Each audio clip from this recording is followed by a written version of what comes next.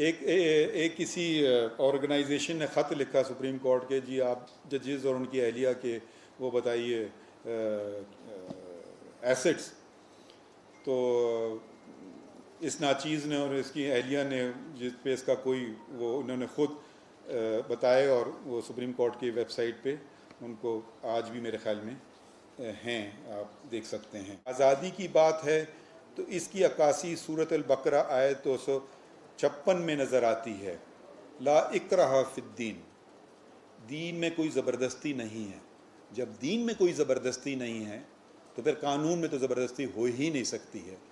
قانون وہ والا قانون نہیں جو لوگوں نے اپنے آپ بنا کے خود کہتے ہیں کہ قانون ہے، قانون جو کہتا ہے اس کے مطابق۔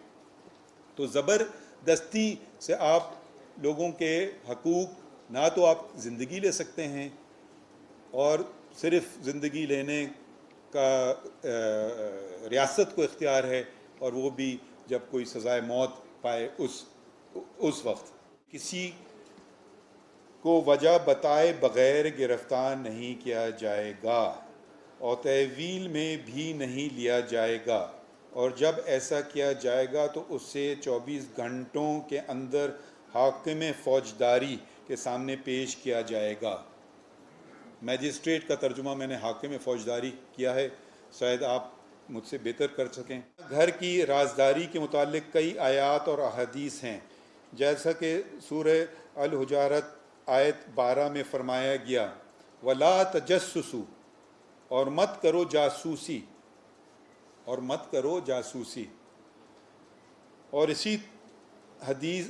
اسی طرح حدیث ہے، بدگمانی سے بچو کیونکہ بدگمانی جھوٹی بات ہے، اور عیب مت تلاش کرو، اور جاسوسی مت کرو، اور ایک دوسرے کو نیچا دکھانے کی کوشش مت کرو، اور ایک دوسرے سے حسد نہ کرو، اور ایک دوسرے کے ساتھ بغض نہ کرو، اور ایک دوسرے سے منہ مت موڑو، اور اللہ کے بندو سب آپس میں بھائی بن جاؤ۔ اب کبھی کبھی اردو زبان اور عربی میں بھائی اور بہن کا استعمال ہونا چاہیے۔ قرآن شریف اکثر انگریزی میں کہتے ہیں جینڈر نیوٹرل ہے، مگر اکثر ترجمے ہیں وہ اب انسان کہتے ہیں تو وہ آدمی کہتے ہیں، تو بہرحال یہ چیز ہے۔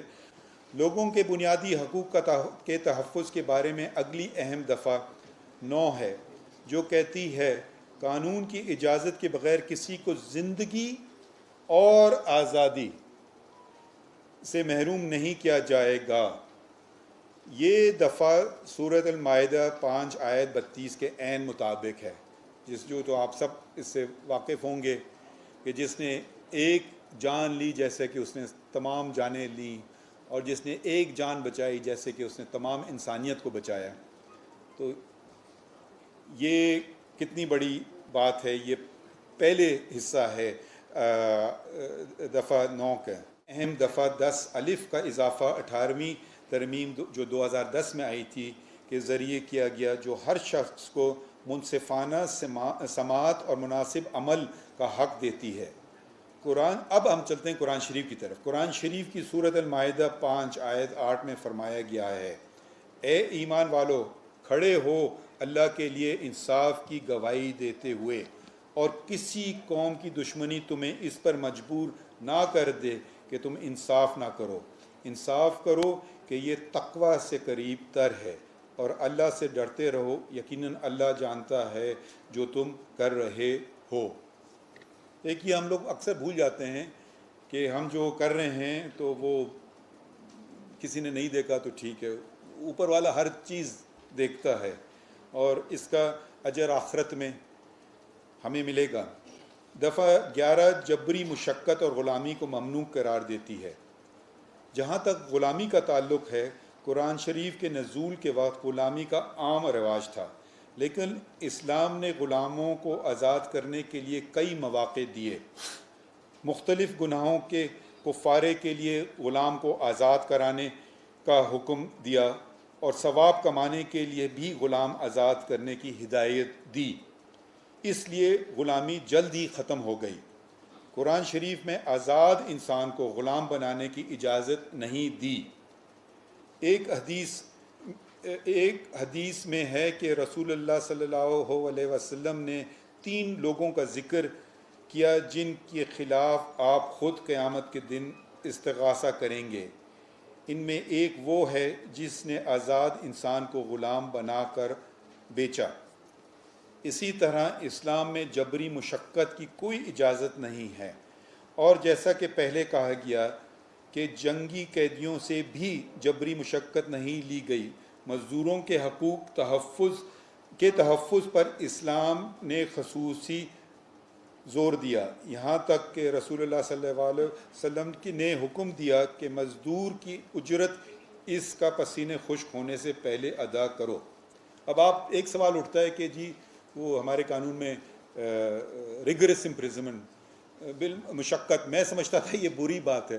میں جب چیف جسٹس تھا بلوچستان ہائی کورٹ کا تو صوبے کے جیلوں میں جاتا تھا، تو وہ ایک جو مطالبہ ہوتا تھا قیدیوں کا کہ جی یہ جبری مشقت ہمیں روکا جا رہا ہے اس سے. میں سمجھا، میں نے کہا کیوں؟ تو آپ کو تو اچھی بات ہے. نہیں، کوئی نے کہا کوئی ہے ہی نہیں موقع کرنے کا جبری مشقت.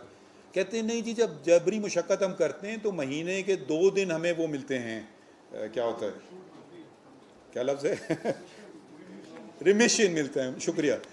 تو وہ ان کی قید میں 2 دن مہینے کے کم ہو جاتے ہیں. تو وہ چاہتے تھے کہ جبری مشقت کریں. اور اگر آپ پتہ نہیں، میں بہت سارے جیلوں میں گیا تھا تو وہ چاہتے ہیں کہ کچھ کریں، مگر پہلے ہوتا تھا، ہمارا ایک جیل تھا مت جیل، تو اس میں قالین بنتے تھے، لوگ ہنر سیکھتے تھے، مگر آہستہ آہستہ اب جیلوں میں یہ بھی کام ختم ہو گئے ہیں. تو وہ جو قیدی اس کا تھا کہ جب قیدی کو رہا کیا جائے تو وہ اپنے پیروں پہ کھڑا ہو سکے، کچھ کام کر سکے جو اس کو کام نہیں آتا تھا، بجلی کا کام، قالین بنانے کا کام، فرنیچر بنانے کا کام. تو پہلے تو باہر لیا جاتا تھا. جب میں چھوٹا تھا میں دیکھتا تھا اکثر قیدیوں پہ وہ چینیں بنی ہوئی، وہ سڑکیں بھی بناتے ہوتے تھے. تو یہ بھی جبری مشقت، وہ ایک طرح سے وہ خود چاہتے ہیں کیے جائے کہ ان پر کہ وہ ان کو 2 دن کم ہوئیں. دفعہ 12 کی طرف اب چلتے ہیں. ایسے فعل پر سزا کے خلاف تحفظ دیتی ہے جو اس وقت جرم نہیں تھا جب اس کا ارتکاب کیا گیا، مگر بعد میں اسے جرم قرار دیا گیا. کئی آیات اور احادیث سے معلوم ہوتا ہے کہ یہ اصول اسلام کا بھی ہے. مثلا سورۃ بنی اسرائیل آیت 15 میں فرمایا گیا، اور ہم غضب دینے والے نہیں ہیں جب تک ہم رسول نہ بھیجیں. تو ریٹروسپیکٹو پنشمنٹ اسلام اور ہمارا آئین اب آپ دیکھیں بالکل ساتھ ساتھ چل رہا ہے، کوئی فرق اس میں نہیں آ رہا ہے. آئین کی اس دفعہ سے ایک بہت اہم استثناء سنگین غداری کے جرم کا ہے. چنانچہ یہ دفعہ 23 مارچ 1956 سے نافذ ہونے والے کسی آئین کی منسوخی یا معطل کرنے کو قانون کے ذریعے جرم قرار دینے سے نہیں روکتی. یہ ایک ایکسیپشن ہے. دفعہ 13 کسی ایک جرم پر 1 سے زائد دفعہ سزا دینے کے خلاف تحفظ دیتی ہے، اور یہ بھی قرار دیتی ہے کہ کسی ملزم کو اپنے خلاف گواہی دینے پر مجبور نہیں کیا جا سکتا. قدرت کا نظام بھی ایسا ہی ہے کہ اگر کسی شخص کو کسی جرم کی سزا اس دنیا میں ملے تو پھر اسے آخرت کی سزا نہیں دی جائے گی. جیسا کہ حدیث میں آیا ہے کہ دنیا میں کسی کو سزا دی جائے تو یہ اس کے لیے آخرت سزا سے کفارہ بن جاتی ہے. کسی جرم کا اقرار کرنا کسی شخص کا رضاکارانہ عمل ہے اور اس پر اسے آخرت کی سزا سے نجات مل سکتی ہے، لیکن اسے اقرار پر مجبور نہیں کیا جا سکتا ہے. اس کی مثالیں شروع جب اسلام کے دن تھے تو اکثر احادیث میں ذکر ہے کہ لوگ خود آ کے کنفیس کرتے تھے. کسی نے نہیں دیکھا ہوتا تھا جرم اور وہ کنفیس کرتے تھے. اس کی ایک وجہ یہ ہوتی تھی کہ جی آپ کو اگر اگر سزائے موت یہاں مل جائے، آخرت وہ سمجھتے تھے بہت سستے چھوٹے، اگر ان کو سزائے موت اس دنیا میں مل جائے کہ آخرت کی جو سزا ہوگی وہ اس سے کہیں زیادہ बुरी होगी। तो अंग्रेज़ी में कहते हैं डबल जेपर्डी। अल्लाह ताला का भी निज़ाम ऐसा ही है कि डबल जेपर्डी नहीं होगी कि आपको यहाँ भी सज़ा मिले और आखिरत। जो यहाँ से बच जाते हैं उनकी छूट नहीं होती। कुरान शरीफ की सूरत 3 आयत 4 इंसान को अहसनुल तक़वीम का खिताब देती है, और सूरत बनी इसराइल आयत 70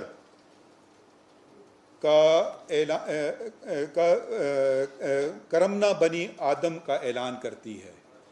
करमना बनी आदम, देखिए ये कौन है? आप हैं, मैं हूँ, ये हमारा रुतबा है।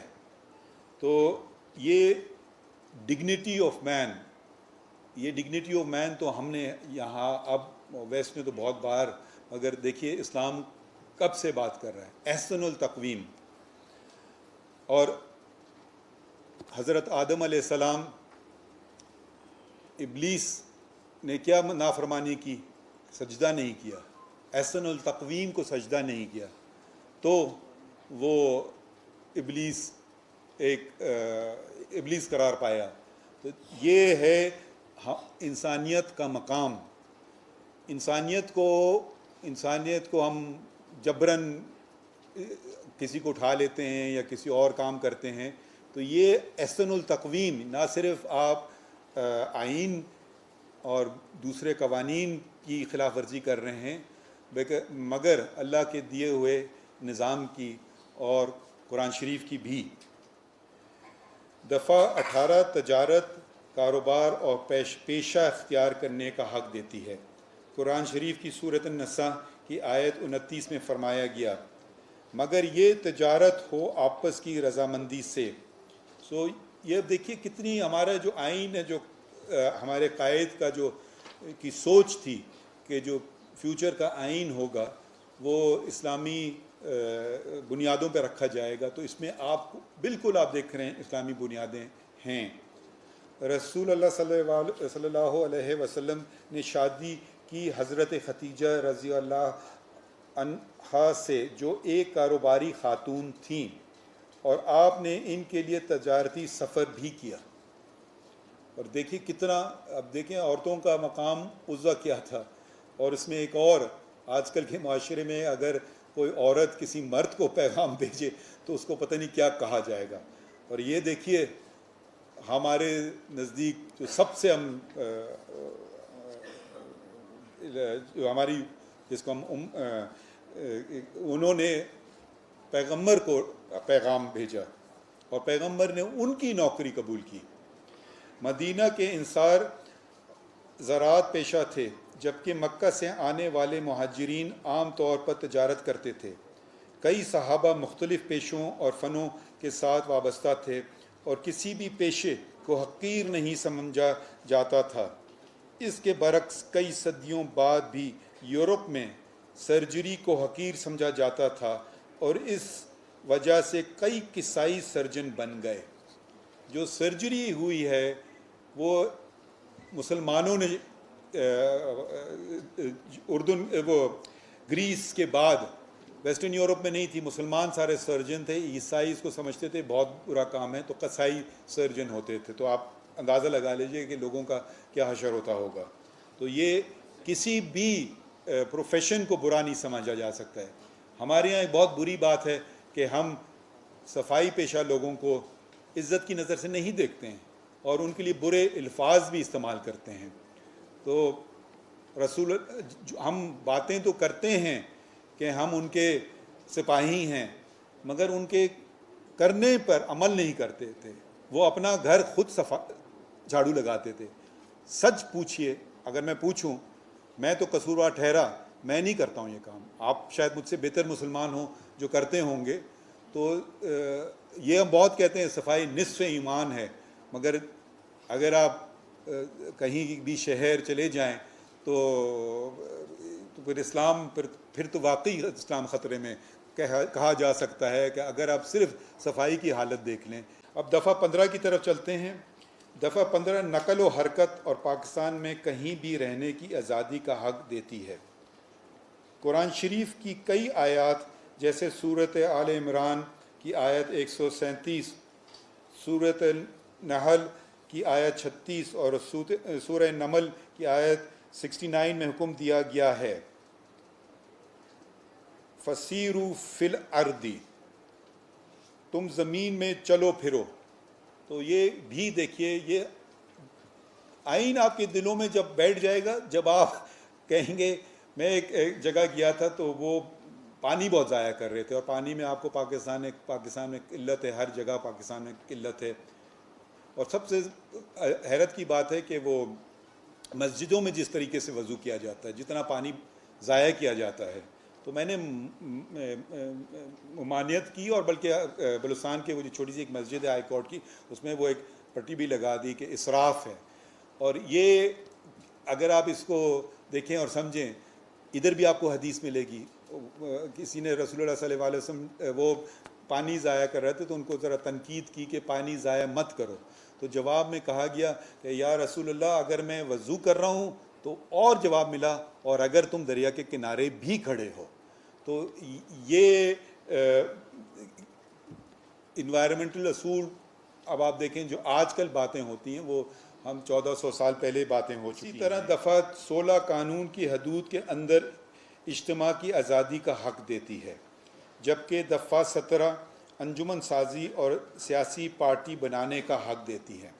مگر ساتھ ہی ایک اہم بات دفعہ 17 کی شق 3 میں سیاسی پارٹیوں کے متعلق یہ کہی گئی ہے کہ وہ قانون کے مطابق اپنے ذرائع آمدن ظاہر کریں گی. اسلام نے بھی مسلمانوں کو اجتماعیت کا درس دیا ہے. سورۃ الشورى کی آیت 38 میں فرمایا گیا ہے اور ان کے کام ایک دوسرے کے ساتھ مشورے سے ہوتے ہیں. مسلمانوں کے گروہوں جیسے انصار مہاجرین کو رسول اللہ صلی اللہ علیہ وسلم نے نہ صرف تسلیم کیا بلکہ ان کے ایک دوسرے سے پر حقوق بھی مقرر فرمائے. اسی طرح قانونی ذمہ داریوں کی پابندی کا اسلام نے حکم دیا.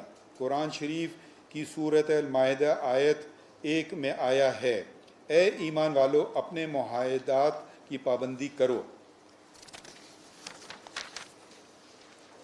مالیاتی امور میں شفافیت بالخصوص سرکاری عہدیداروں کے لیے جیسے کہ میں ہوں اسلام کی بنیادی ستون ہے.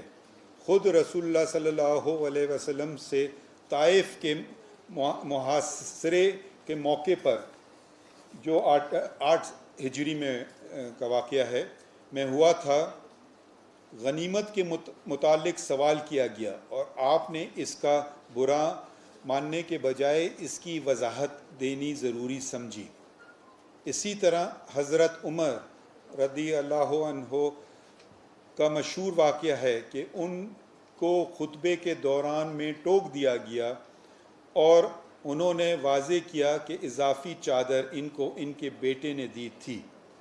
رسول اور خلیفہ وقت سے ایک عام شخص نے معلومات کا مطالبہ کیا تو اس کے خلاف کوئی کارروائی نہیں ہوئی بلکہ تسلیم کیا گیا کہ اس کا حق ہے کہ اسے یہ معلومات مہیا کی جائیں. یوں ان واقعات سے دفعہ 19 الف میں مذکور معلومات کے حق کے بارے میں بھی اسلام کا تصور واضح ہو جاتا ہے. 19 الف بھی 2010 میں 18ویں ترمیم کے ذریعے آیا.